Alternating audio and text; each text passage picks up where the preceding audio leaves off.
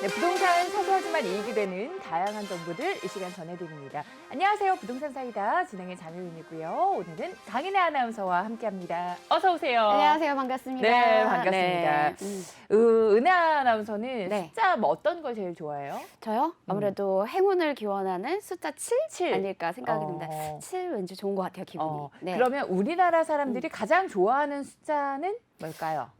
보통 7 아닐까요? 아니면 그쵸? 첫 번째 1? 뭐 이런 거? 뭐 럭키 세븐 그래서 이제 7이라고 생각을 많이 하실 텐데 네. 바로 숫자 3이라고 그래요. 아, 의외네요. 그렇죠. 네. 그래서 저도 7이 아닐까라는 생각을 했었는데 네. 이제 보통 뭐든 3제번이다 이런 이야기를 많이 하잖아요. 네네. 그런데 영어권에서도 위대한 정치가들은 3을 좋아하고 3을 즐긴다고 해요. 아, 그렇구나. 네. 뭔가 좀 스마트해 보이네요. 오늘 효은 아나운서 제가 굉장히 스마트해 스마트한 보여서 여자. 놀라셨나요, 네, 지금? 놀랐습니다. 굉장히 네네. 당황하셨어요. 당황했어요. 네.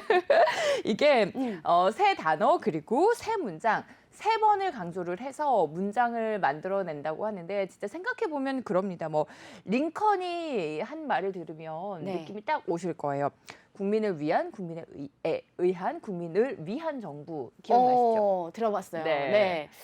사회 시간에 배웠던 것 같은데 기억을 더듬어서 저도 하나 생각나는 거 네, 있습니다. 뭐예요? 그 오바마 전 대통령의 명언이 또 있잖아요. 체인지? 체인지. 체인지. 쉬워서 체인지. 기억이 납니다. 네. 네. 제가 왜 오프닝부터 숫자 이야기를 했냐면 이게 3월 달이 이제 정말 코앞에 맞아요. 왔어요. 얼마 안 남았잖아요. 음. 그러니까 3월 저는 굉장히 제가 제일 좋아하는 달이 3월이거든요. 네, 그래서 3월이 코앞에 오다 보니까 괜스레 3의 행운, 숫자 3의 행운을 기대하게 되는 것 같아서 좀 이야기를 해봤습니다. 네. 자, 오늘은 어떤 행운이 우리를 찾아오게 될지 여러분들 부동산 투자에 있어서 행운도 저희 부동산 사에 대해서 전해드리는 거 아시죠? 끝까지 함께해 주시고요. 저희 방송 참여하실 수 있는 방법 따로 있습니다. 네, 부동산 사이다는 여러분의 참여로 이루어지고 있습니다. 방송 보시다가 부동산 관련해서 궁금증 있으시거나 오늘 같은 경우에는 세무나 세법에 관련된 궁금증 있으시다면 무료 상담 전화 02-6007-8339번으로 무료 상담 가능하니까요. 빠르게 전화 주시면 저희가 시원하게 사이다처럼 시원하게 해결해 드릴게요. 네, 부동산 세금 관련한 고민 많이 가지고 계실 겁니다. 너무 어려워요. 그렇기 때문에 오늘 또 세무사와 함께 여러분들의 고민 해결해 드리는 거니까요. 부동산 세금에서 궁금하신 점 아니면 지금 세금 때문에 골치 아프다 하시는 분들은 전화를 통해서 고민 남겨주시면 오늘 저희가 방송 중에 실시간 여러분들 고민 해결해 드리도록 하겠습니다. 저희 그리고 내일은 알짜 투자처 소개해 드리는 부동산 매물 관련한 코너 준비가 되어 있고요. 월요일은 뉴스 그리고 화요일, 수요일은 부동산 전문가와 함께 부동산 공부해보는 그리고 또 부동산 투자와 관련된 고민 해결해 드리는 시간으로 꽉 채워드리고 있습니다. 오늘도 세무와 관련된 고민 말끔하게 해결해 드릴 거니까 전화를 통해서 많은 분들 참여해 주시고요. 자, 생방송 부동산 사이다 본격적으로 출발해 보겠습니다.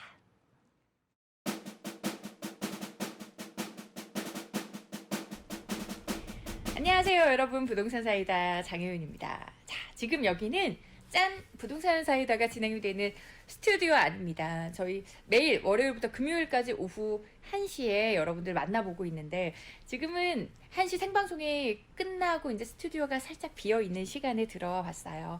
자, 저희가 부동산 사이다가 약간의 개편을 하면서 그 전과 좀 달라진 게 있어요. 짠! 보이시죠? 저희 화면에서 우리 능력 있는 전문가분들이 여러분들 부동산 고민 직접 해결해 드리고 또 전화 상담을 통해서 실시간으로 해결을 해 드리고 있어요. 그리고 저기 보이시죠? 저 화면에서 뭐 강의도 해 주시는데 매주 화요일, 수요일이 정말 인기가 많은 것 같습니다. 우리 김재민 이사님 화요일 그리고 황태원 대표님 수요일에 출연을 하셔서 여러분들 부동산 고민 해결해 드리고 있는데 그 시간이 굉장히 뜨거워요. 앞으로도 전화를 통해서 여러분들 마음껏 고민 남겨주시고요. 그리고 목요일은 세무와 관련된 고민 해결해 드리잖아요. 부동산과 관련해서 제일 어려운 거 아마 세금 문제일 겁니다. 세금 문제를 저희가 또 1시간 동안 통으로 여러분들 해결을 해드리고 그러니까 요즘 어디 세무서 가도 부동산과 관련해서는 너무 복잡해서 잘 안 들어줍니다 하는 고민도 많더라고요. 저희 목요일에는 부동산 전문 세무사와 함께 또 세무 고민 해결해 드리고요. 금요일은 투자처, 좋은 투자처들 저희 MC들이 쏙쏙 꼽아서 소개를 또 해드립니다. 그리고 주말 동안 한 주 동안 어떤 이슈가 있었는지 궁금하실 것 같아서 또 월요일은 저랑 유연 아나운서가 부동산 뉴스와 관련돼서 쫙 브리핑해드리는 시간, 또 월요일부터 금요일까지 이렇게 알차게 준비를 했으니까요. 여러분들 잊지 마세요. 내일 월요일 화, 수, 목, 금은 오후 1시는 부동산 사이다와 함께 해주시고요. 그리고 여러분 고민 해결해 보실 수 있는 번호 026007번에 8339번도 기억해 주시기 바랍니다. 전화 문의 많이 주세요. 안녕.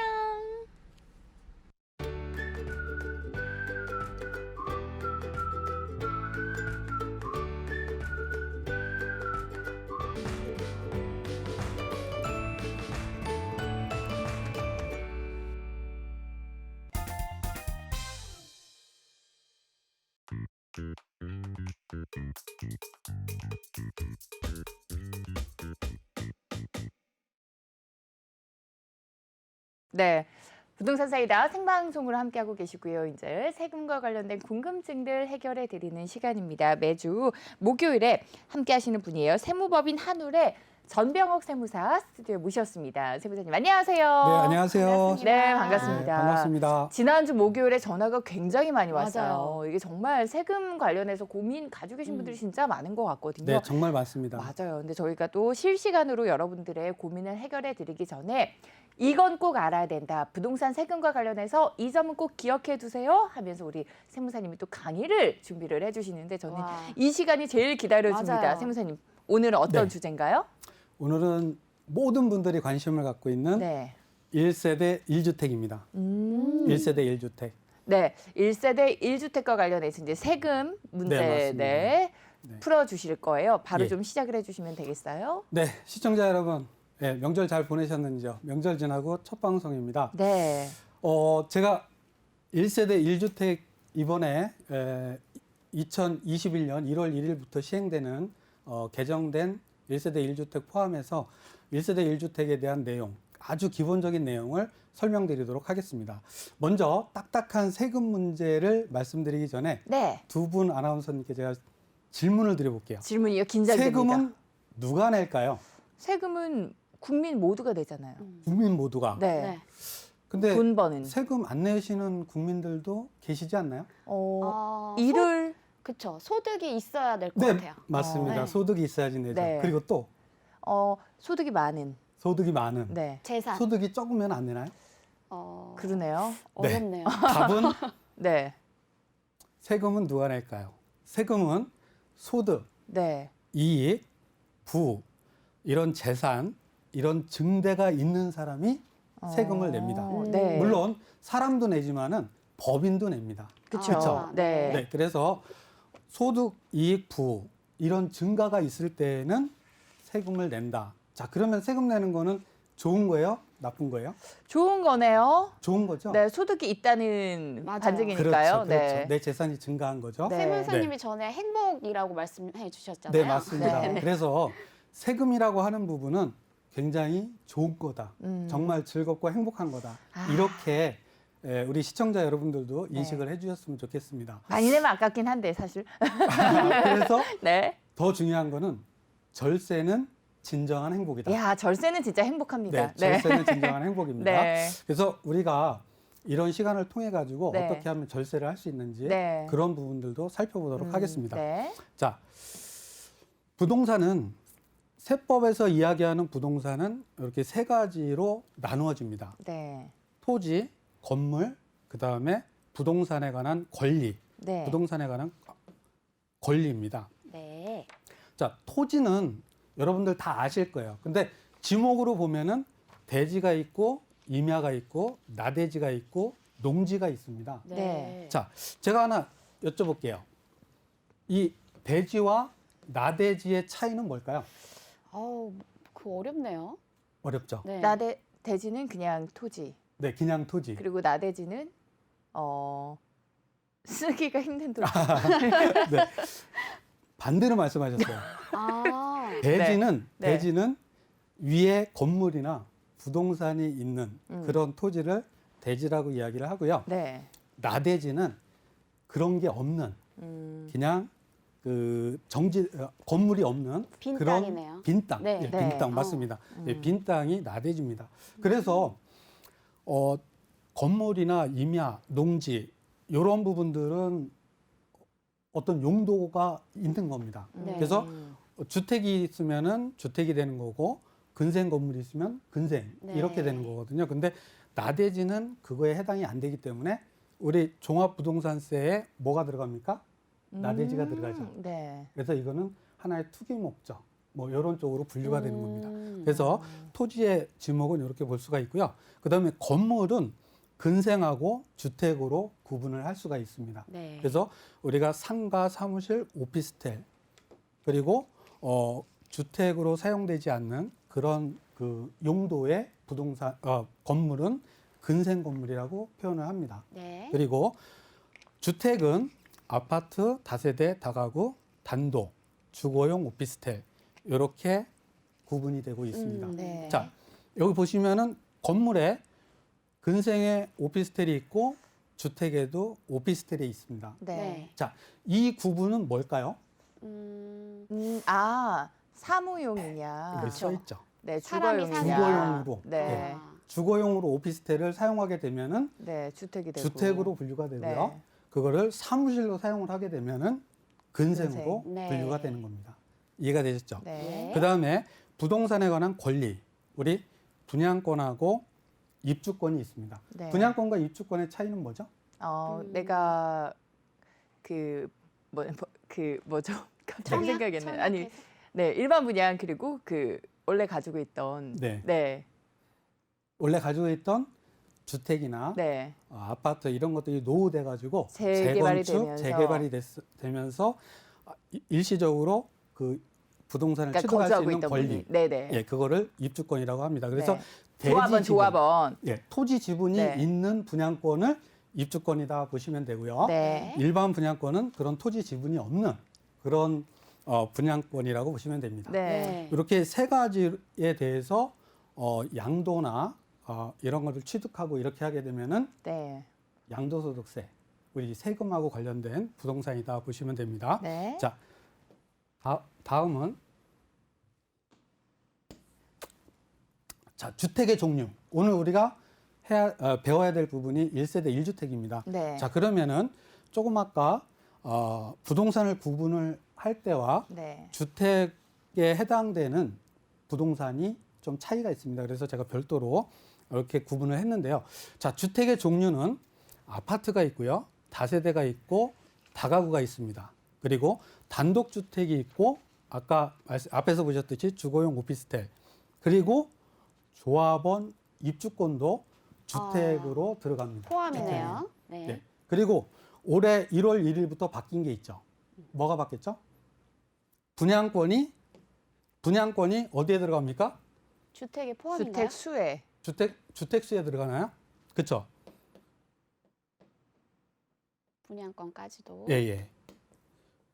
분양권이 주택에 해당이 됩니다. 자, 근데 이 분양권이 주택에 해당이 되는데 과거에 취득한 분양권은 해당이 안 됩니다. 언제부터 취득한 거? 올해 1월 1일. 1월 1일 이후에 취득한 분양권은 주택에 해당이 됩니다. 자, 여기서 질문 하나만 더 드려볼게요. 다세대와 네. 다가구의 차이가 뭘까요? 다세대는 이제 한 채가 여러 세대로 나뉘어져 있고 주인이 다르죠. 그리고 다가구는 한 채 네. 전체가 주인이라서 이제 나머지는 세를 주고. 네, 맞습니다. 근데 정확하게 표현을 하자면은 네. 구분 등기가 되어 있느냐 아니면 구분 등기가 안 돼 있고 하나의 등기로 되어 있느냐에 따라서 다세대가 되고 다가구가 되는 겁니다. 네. 다세대 주택은 각각의 구분 등기가 돼 있기 때문에 네. 각각의 하나의 그 주거 부분을 주택으로 보고요. 네. 다가구는 각각의 그 주거 부분을 구분해서 보지 않고 한 통으로 채로 보죠. 그렇죠. 네. 통으로 양도했을 때 전체를 하나의 단위로 양도했을 때는 1주택으로 보고 있습니다. 네. 그래서 다세대와 다가구도 구분을 좀 해주셔야 됩니다. 자, 1세대 1주택 혜택입니다. 1세대 1주택 혜택. 첫 번째는 비과세 혜택을 주고 있습니다. 비과세 혜택. 그리고 두 번째는 장기 보유 특별공제 혜택을 주고 있습니다. 일반적으로 비과세라고 하는 표현은 자주 사용하지 않는데 네. 1세대 1주택에 대해서만 비과세 혜택을 주고 있습니다. 그리고 장기 보유 특별공제도 일반적으로는 최대 30%까지. 근데 1세대 1주택의 경우에는 최대 80%까지 혜택을 줍니다. 많네요. 많이 자, 주네요. 네. 이렇게 혜택을 주는 이유가 뭘까요? 부동산 투기하지 말라고. 네. 1세대 투기하지 말라. 1주택만 갖고 있어라. 음. 네. 그게 1주택만 아닐까요? 갖고 있어라. 네, 주거용으로 사용해라. 주거용으로 사용해라. 네, 투기하지 말고. 투기를 막으려고 그러는 거 아니에요? 아, 이렇게 1세대 1주택에 대해서 혜택을 많이 주는 이유는 네. 우리 아나운서님 한번 생각을 해보세요. 내가 주택을 하나를 보유하고 거주를 하고 있다가 내가 이사를 가는데 한 10년 정도 보유를 했어요. 네. 근데 제가 취득을 할 때는 1억에 취득을 했는데 내가 팔고 이사를 가려고 하다 보니까는 3억에 팔았어요. 네. 근데 2억의 양도 차익에 대해서 세금을 부과를 하게 되면은 다른 데로 이전해 가서 주택을 취득할 때 어떤 현상이 빚어질까요? 세금이 너무 세금 너무 많아지면 자금이 많아서 부족할 수 있죠. 못 그렇죠. 들어가고. 네.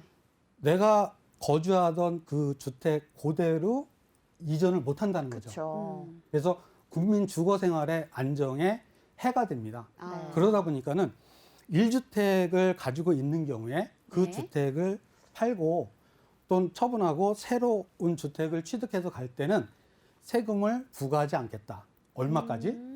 양도가액 9억까지는 부과하지 않겠다. 네. 그리고 9억을 초과한다 하더라도 어떻게 해주겠다?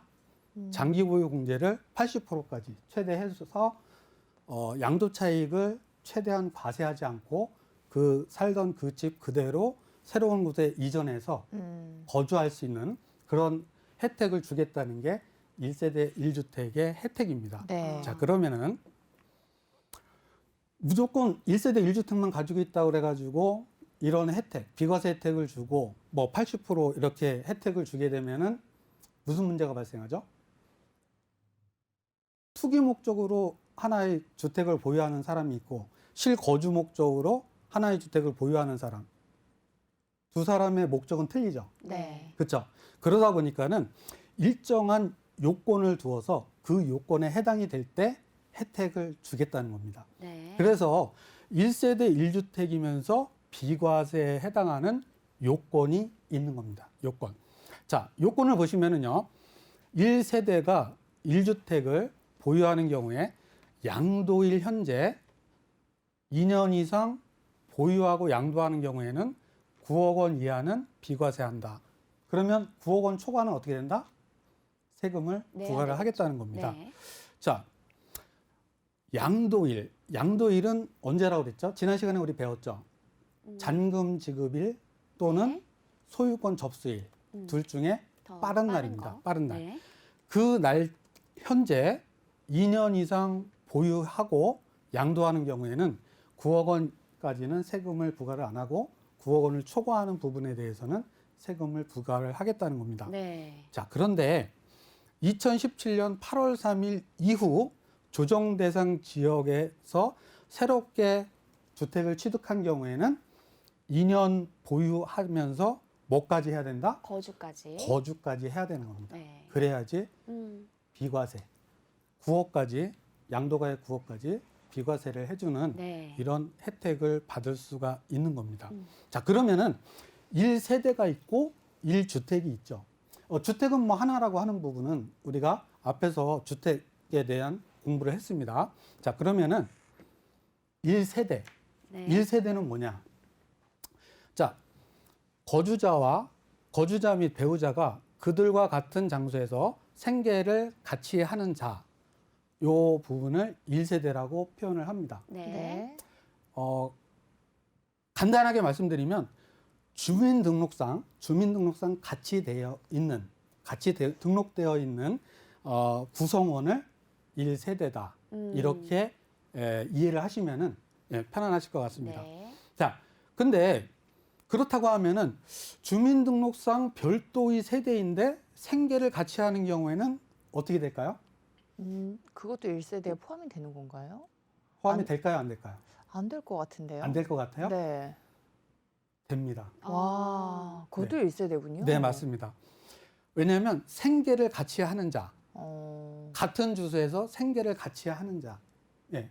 그렇기 때문에 주민등록상 별도의 세대이나 생계를 같이 하는 경우에는 1세대에 1세대에 포함이 되는 겁니다. 아. 그래서 여러분들께서 혹시 자녀분하고 자녀분도 주택을 가지고 있고 본인도 주택을 가지고 있는데 같이 주소는 따로 돼 있어도 같이 산다.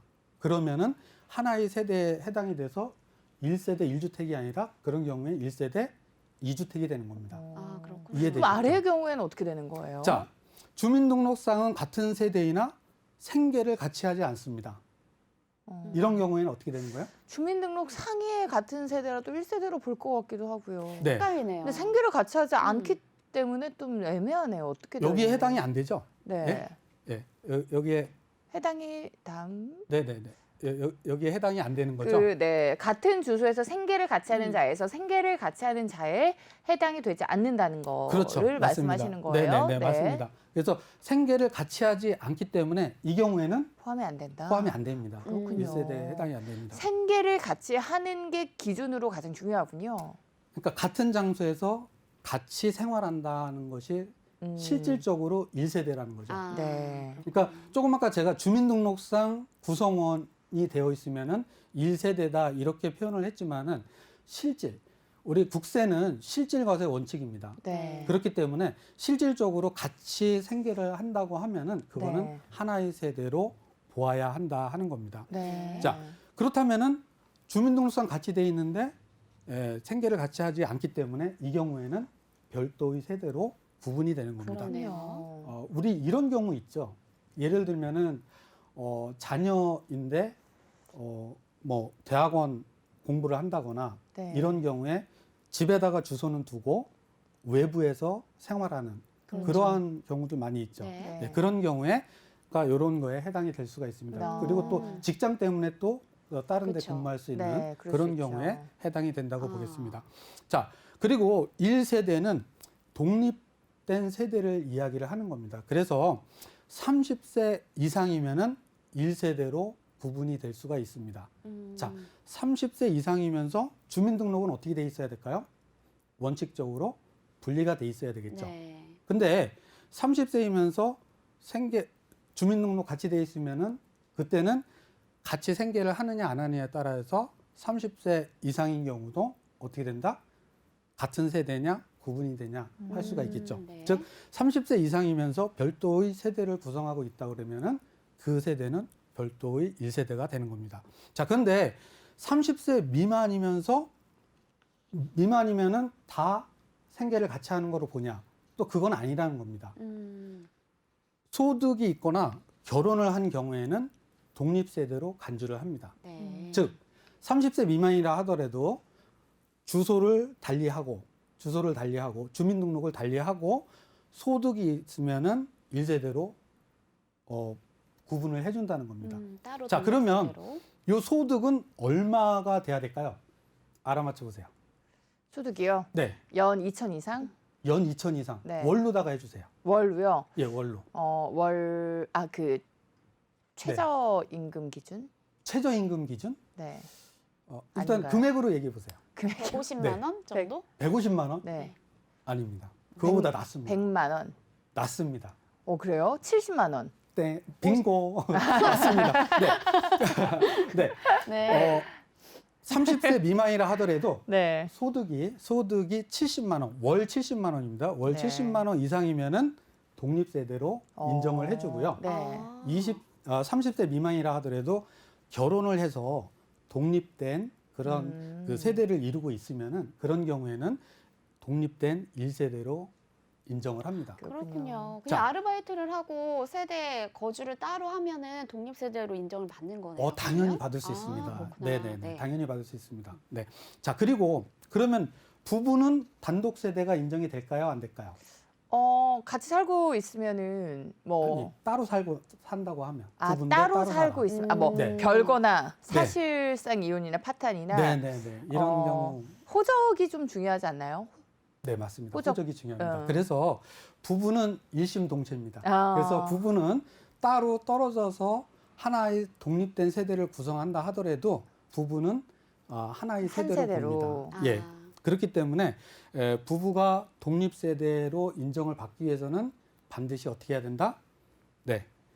자, 그러면은 1세대에 대한 내용은 살펴봤고요. 네. 사실 요거는 가장 기본적인 내용이고 여기서 예외적인 부분들이 많이 있습니다. 네. 그래서 그런 예외적인 부분은 앞으로 우리가 앞으로의 시간을 통해 가지고 좀 더 하나씩 살펴보도록 하겠습니다. 네. 오늘은 전반적인 1세대 1주택에 대한 가장 기본적인 부분을 말씀드리도록 하겠습니다. 네. 자, 두 번째는 보유 기간이 2년 이상이고 조정 지역인 경우에는 거주 기간이 2년 이상. 언제부터 취득한 거요?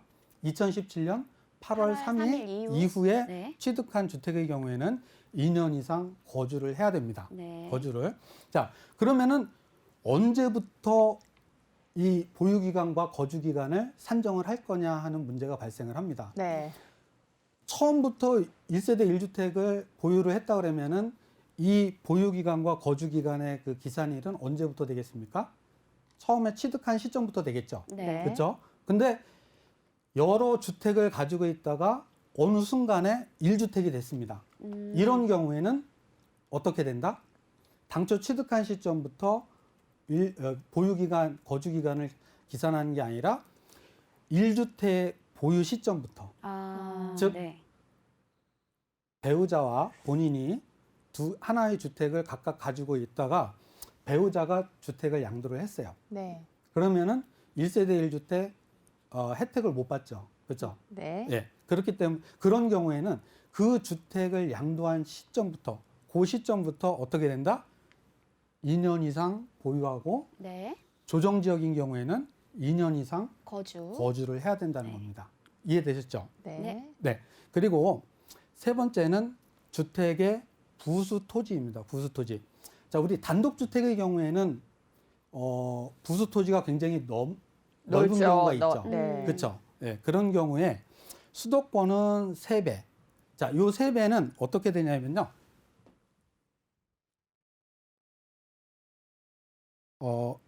이렇게 정착 면적이 있다 그러면 요게 주택이 앉아 있는 자리고 부수 토지는 이렇게 클 수 있겠죠. 네. 그렇죠? 네. 그러면은 요 정착 면적, 요 면적을 기준으로 해서 수도권 지역은 3배, 그리고 도시 지역은 5배, 그리고 그 밖의 지역은 10배 이내의 부수 토지만 주택의 부수 토지로 봐서 어떻게 된다? 비과세에 해당이 되는 겁니다. 요거를 초과하는 부분은 당연히 세금을 내야 되는 거죠. 네. 네.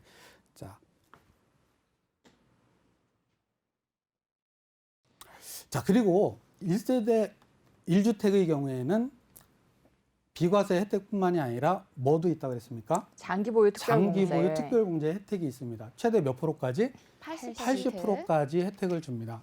근데 1세대 1주택이라고 그래가지고 다 장기 보유 특별 공제를 최대 80%까지 해주냐? 그건 아니라는 거죠. 그렇죠? 네. 자, 요건이 있습니다. 첫 번째는 3년 이상 보유를 해야 됩니다. 3년 이상 보유하고 그 다음에 2년 이상 반드시 거주를 해야 됩니다. 네. 자, 이 경우 2년 이상 거주가 조정 대상 지역이냐 아니냐에 따라서 해도 되냐 안 해도 되냐가 아니라 장기 보유 특별 공제 80%를 적용받기 위해서는 무조건 2년 이상 거주를 해야 되는 겁니다. 그렇구나. 많은 분들께서 2년 이상 거주 안 해도 나는 비조정 지역에 있는 네. 1세대 1주택이기 때문에 이 장기보유 특별 공제를 최대 받는 80%까지 받을 네. 수 있다 이렇게 생각을 하시는데요. 네, 네. 그게 아닙니다. 아시겠죠? 그러면은 네. 그 조정 지역 아닌 지역에서요. 네, 그 거주는 안 하고 그냥 보유만 그렇게 하게 되면은 네. 세제 혜택을 얼마까지 받을 수가 있나요? 그때는 장기보유 네. 특별 공제를 일반 네, 네. 1년에 2%씩 공제되는 최대 30%까지 아, 받을 수가 있습니다. 차이가 크네요. 그렇죠. 네, 차이가 네. 큽니다. 네. 네. 네. 네. 그래서 이 점 유의하셔야 됩니다. 네. 자, 그러면은 장기보유 특별공제가 네. 올해 1월 1일부터 바뀌었습니다. 그렇죠? 네. 네. 2020년 12월 31일까지는 3년 이상 보유하고 2년 이상 거주 이렇게 되면은 1년에 8%씩 공제가 됐습니다. 그렇지만은 올해 1월 1일, 2021년 1월 1일, 올해 1월 1일부터는 보유 기간에 따라서 4%씩, 거주 기간에 따라서 4%씩 네. 이렇게 개정이 되었습니다. 그래서 3년 이상 보유를 해야지 2%씩 4%씩 적용을 받습니다. 그래서 만약에 3년 보유하고 3년 거주했다 그러면 12%, 12% 해서 24%. 자, 그러면은 10년 이상 보유하고 거주는 2년밖에 안 했다. 네. 그럼 몇 프로일까요?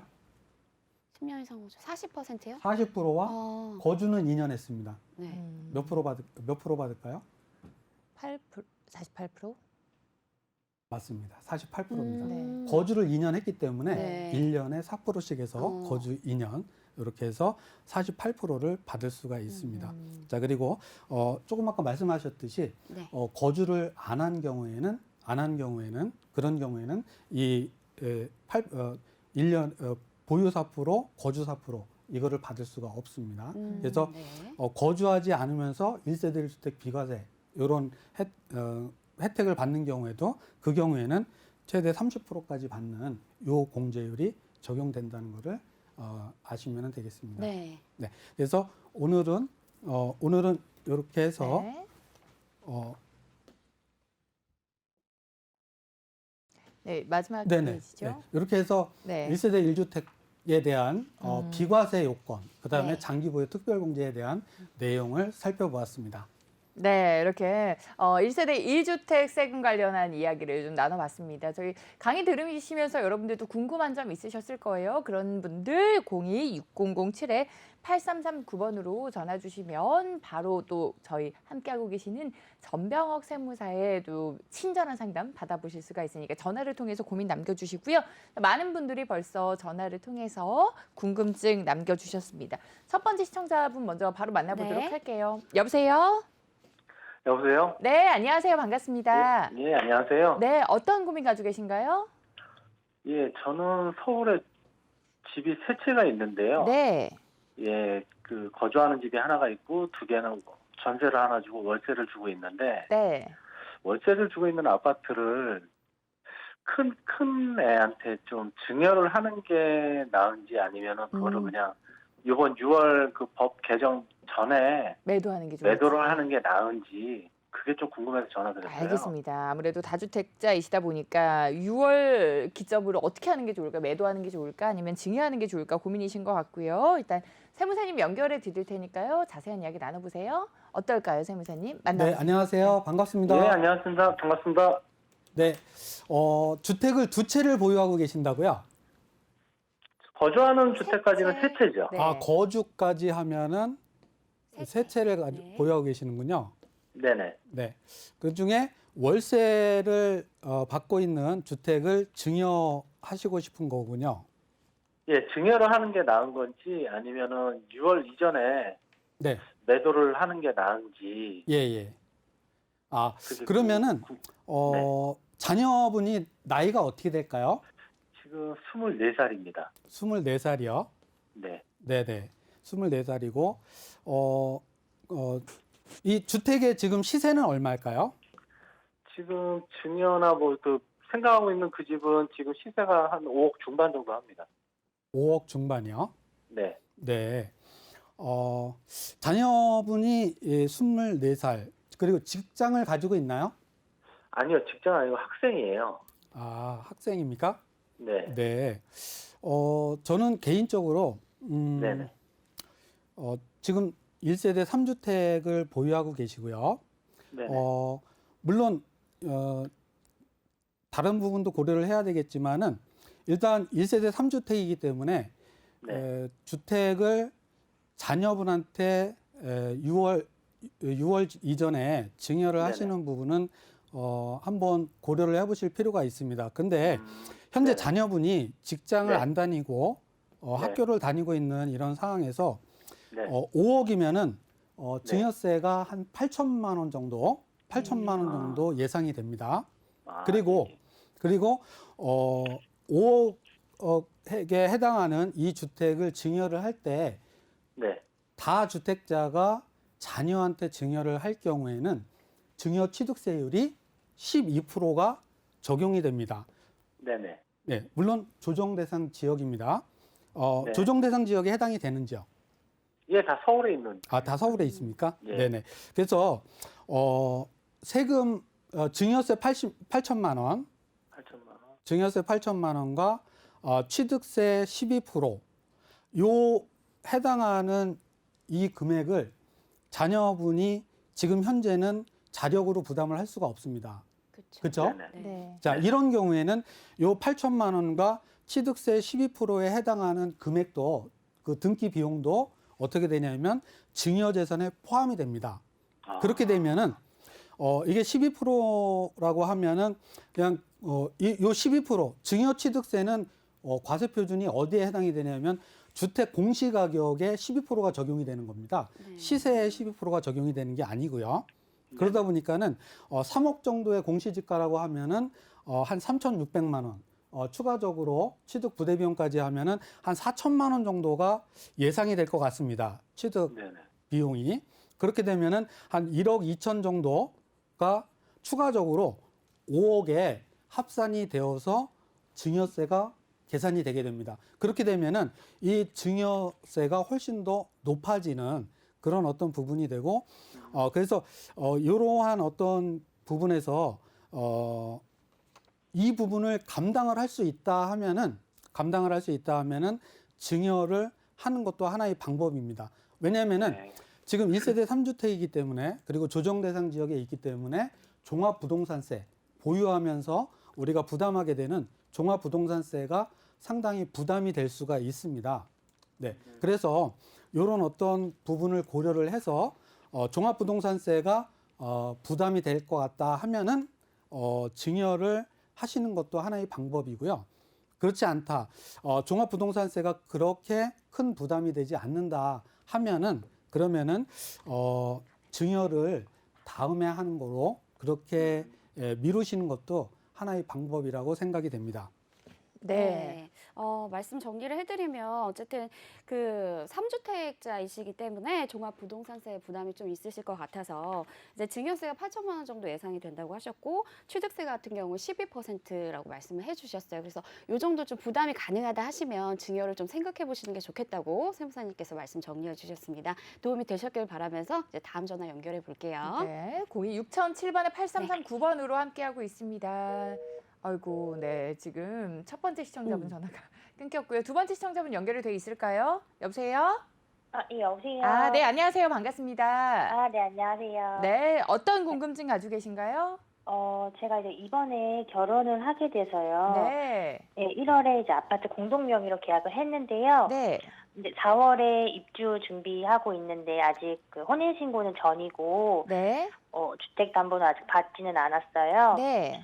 근데 지금 부모님이랑 거주하고 있는데 이제 부모님께서 청약 이제 무주택자이시니까 네. 청약을 넣어서 네. 당첨이 되시면은 이제 뭐 지금 저랑 부모님이랑 같이 세대가 되어 있으니까 네. 1가구 2주택이 되는지 그런 내용도 좀 궁금하고 제가 세대 분리를 언제까지 좀 해서 나와야 되는지 내용을 좀 궁금해서 연락을 드렸어요. 알겠습니다.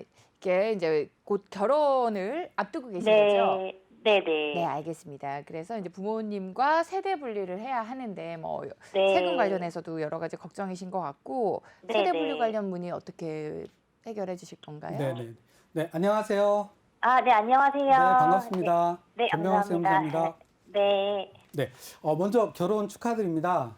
감사합니다. 네네. 지금 현재 부모님과 같이 거주를 하고 네. 계시면서 네. 1월 달에 계약을 하셨다고요?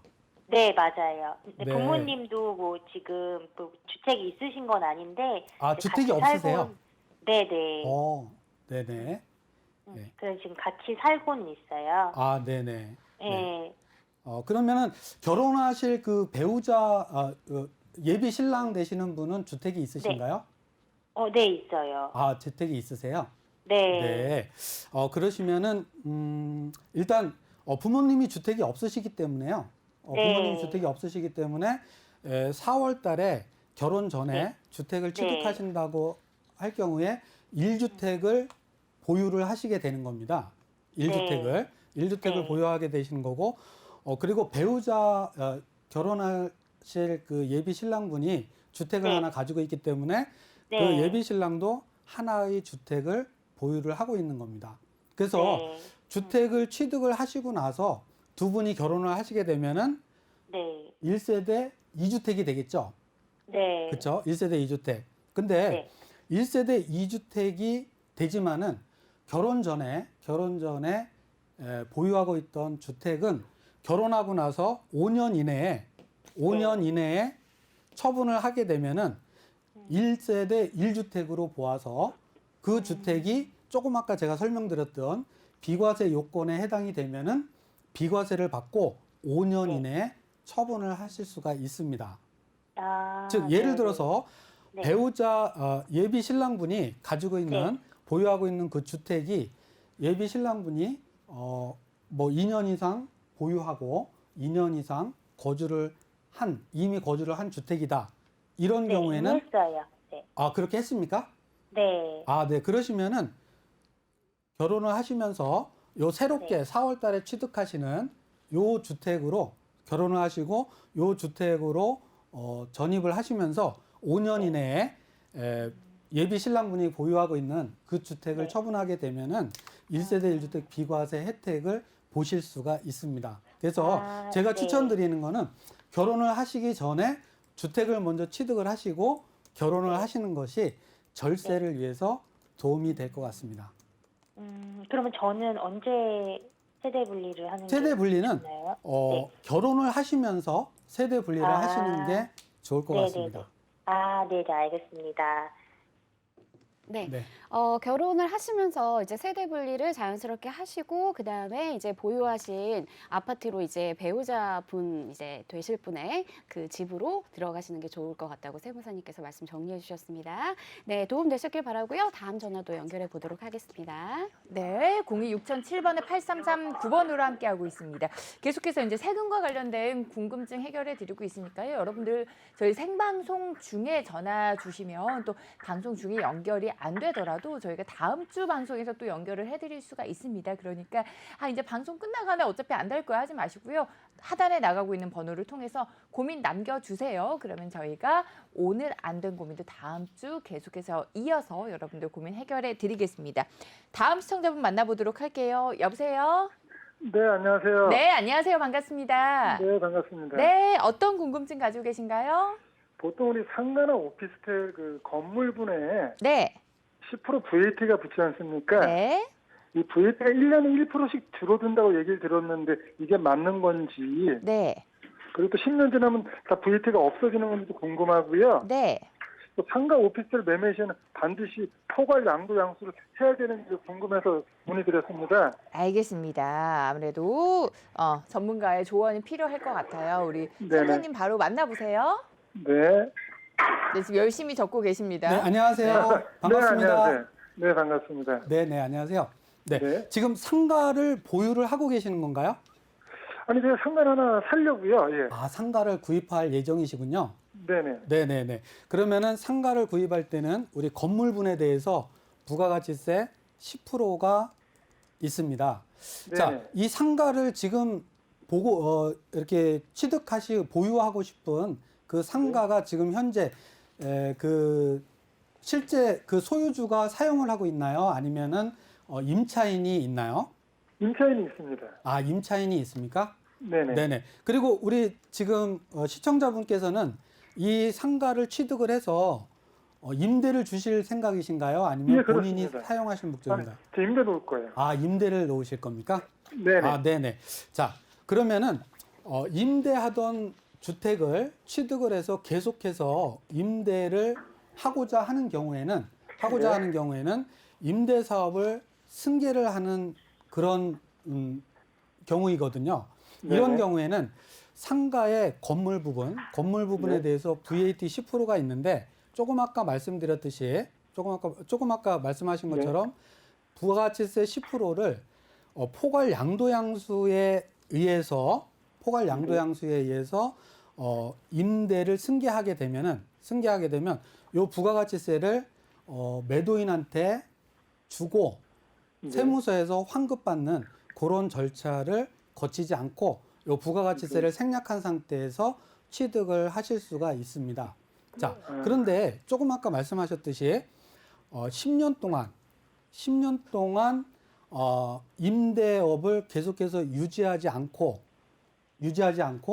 양도를 한다거나 또는 폐업을 한다거나 할 경우에는 이 부가가치세 부분에 대해서 물론 주고받지는 않았지만은 이 부가가치세를 다시 세무서에 납부해야 되는 그러한 경우가 생길 수 있는데요.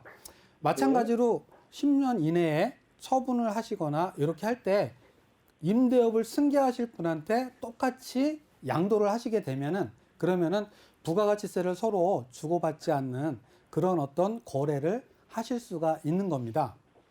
네, 알겠습니다. 예. 네. 네, 또 궁금하신 거 있으신가요? 됐습니다. 예. 네네.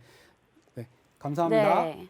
네, 임대 목적으로 이제 상가 매수 계획을 가지신 분의 문의였어요. 그래서 임대하시는 분이 임대하시는 분으로 넘기신다고 하면은 부가가치세 10%를 그대로 이제 따로 결제하실 필요가 없다고 하고 연결을 해서 승계를 하실 수 있다니까 그 부분 명심하시길 바라겠고요. 10년 보유는 좀 이어가야 된다는 거 확인을 했습니다.